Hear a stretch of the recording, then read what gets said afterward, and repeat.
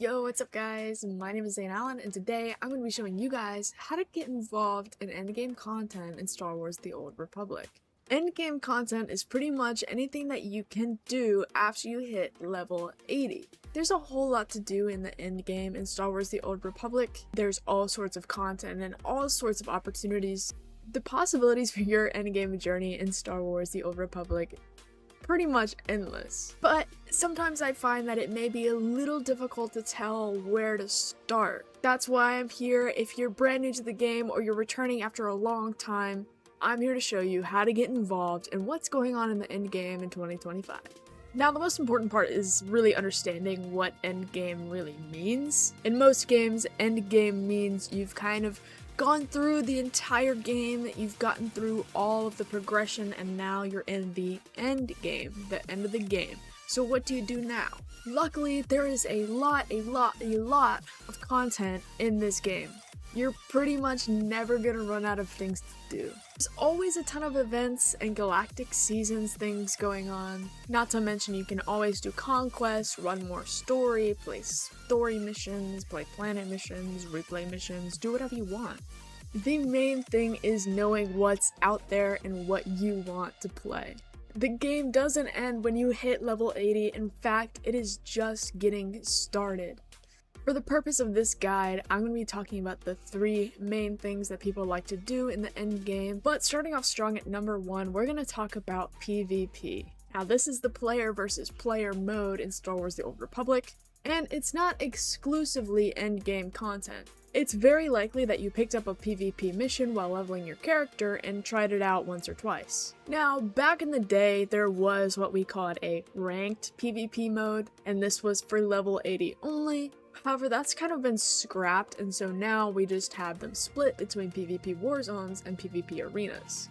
Hi, Editing Zane here. I just wanted to quickly jump in and give you the difference between the two. I didn't mention it in the video. A PvP war zone is a bigger scale, you're playing objectives, whereas a PvP arena is more of just your classic 4v4 fight. You can play PvP war zones and arenas, complete the related missions, get rewards, improve, get achievements, increase your valor level, and so much more. Now listen you guys, I have a confession to make. I've never really been that into PvP, nor am I actually that good at it. However, the PvP scene in Star Wars The Old Republic is as lively as ever. Don't let anybody tell you that PvP in Star Wars The Old Republic is dying, because I tried it a couple of weeks ago after a few years, and man, those people are good at the game. My favorite thing about PvP in this game is that it is such a different playstyle than anything else you do in the game. Instead of fighting against bosses and NPCs, you're fighting against other players who think and have the same abilities that you do. It's a whole different playstyle, you have to work together as a team, it's really challenging, and the game modes are actually really fun. Plus, you can get a lot of cool rewards from doing PvP. Not to mention, it is an incredible way of getting conquest. It's not even just restricted to the war zones and arena game modes. You can also issue PvP challenges, you can duel other guilds, you can duel other players, and I know that there's a huge scene for those who like PvP. If you're looking for something to do in Star Wars The Old Republic that isn't PvE, I'd suggest giving PvP a try at least. Listen, I think the skill ceiling for this stuff is pretty high, but practice makes perfect. Who knows, maybe you can come on over to twitch.tv/ZaneAllenTV to watch me suffer while I try to get better at PvP. I'm not very good, but it's pretty entertaining to watch me scream while I get absolutely slaughtered. Alright, shameless plug aside, let's move on to talking about number 2, which is Master Mode Flashpoints. I absolutely adore Master Mode Flashpoints, I think they're so fun and so interesting. It is extremely likely that when you were leveling your character, again, you did a veteran flashpoint, or 2, or 3, or like 34. If you've ever done a veteran mode flashpoint, you know that they're pretty easy to do, especially at any level. Master mode flashpoints are a step up from veteran mode. That means that the boss mechanics actually matter. Crazy thought. So, doing Master Mode Flashpoints means you have to work with your team, have the correct team comp of 1 tank, 2 DPS, and 1 healer, and work with the game mechanics to defeat all of the bosses in the Flashpoint. Some of them are kind of easy, but others of them are actually pretty hard. If you've never done a master mode flashpoint in your life, it may be a little bit of a culture shock going from a veteran to a master mode. However, master mode flashpoints are really fun, they're a really great way to improve, and you get really great rewards from running them. As you can see here in the priority missions terminal, this is the weekly mission for completing 2 master mode flashpoints.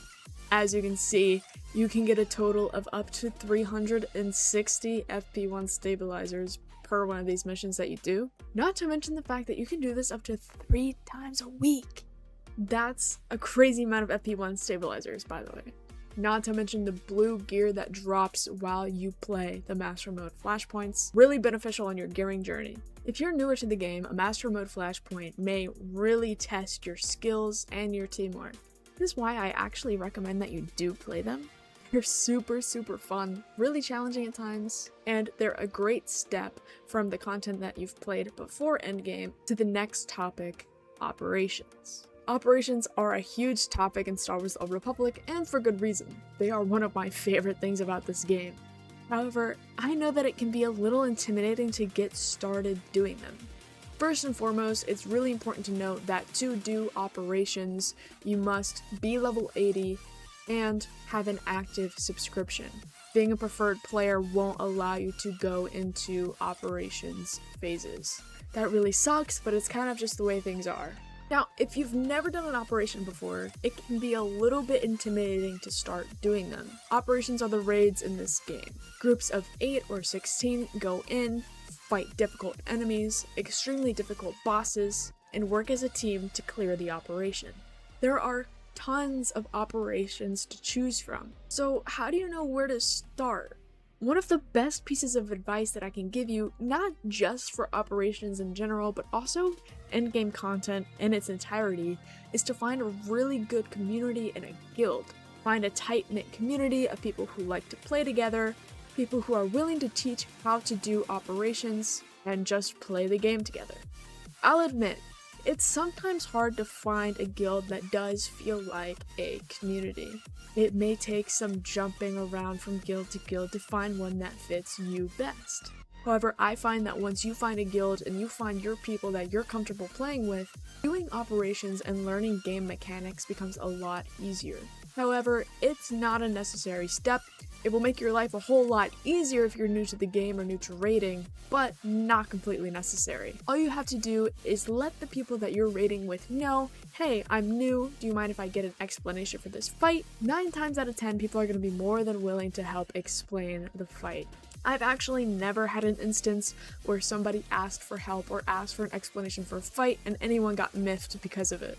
Usually when you're joining an operations group that's looking for people in whether it's fleet chat or endgame chat, they expect to have some new people. And I'll be the first to say it, I think that Star Wars: The Old Republic actually has a really nice community.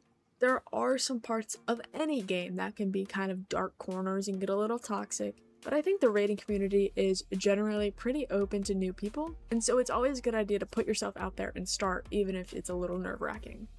But there are 4 operations that I would recommend for you if you are a brand new raider in Star Wars: The Old Republic. These are the classic story mode operations that will get you raiding and will get you better at the game. These are Karaga's Palace, Eternity Vault, Dread Fortress, and Dread Palace, also known as KP, EV, DF, and DP. So if you see anybody in general chat asking for people to join a group, do any of these operations, hey, why not go ahead and join?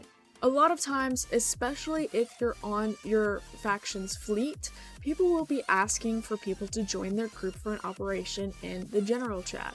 However, as you can see, I also have this other chat called Endgame. You may be asking, I didn't know there was an Endgame chat. That's because if you didn't know, there's a way to create custom channels. So you can create your own custom channel. I have one myself. But if you're looking to join in some endgame content, you can always type /c join endgame. It didn't work for me because I'm already in it, but this way you'll be able to see the endgame chat and see when people are asking for operations, master mode flashpoints, telling you to queue for PvP, all sorts of stuff.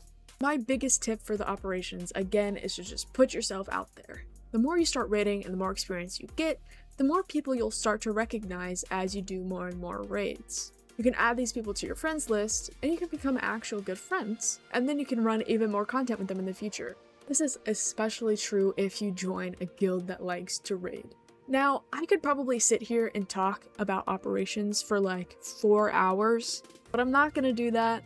I'm gonna make an everything you need to know video about operations next week. So stay tuned for that. Drop a subscription down below and hit that bell if you want to catch that video that's going up next week, where I'll be talking about how to start raiding, how to improve raiding, and everything in between. But folks, that's it from me for now. This is kind of just a quick little rundown on how to get involved in in-game content and to give you some ideas on what you can do.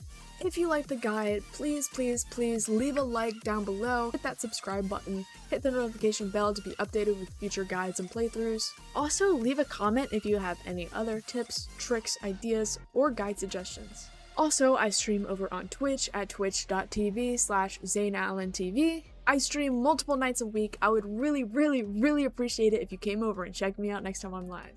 Also, I have a Discord server, and if you have any direct questions for me, it's a great way to reach me to ask. But that's the end of the video. I hope you all are having an amazing day. Just remember that you're beautiful, you're worth it, you're loved. Thank you for watching. My name is Zane. Bye bye.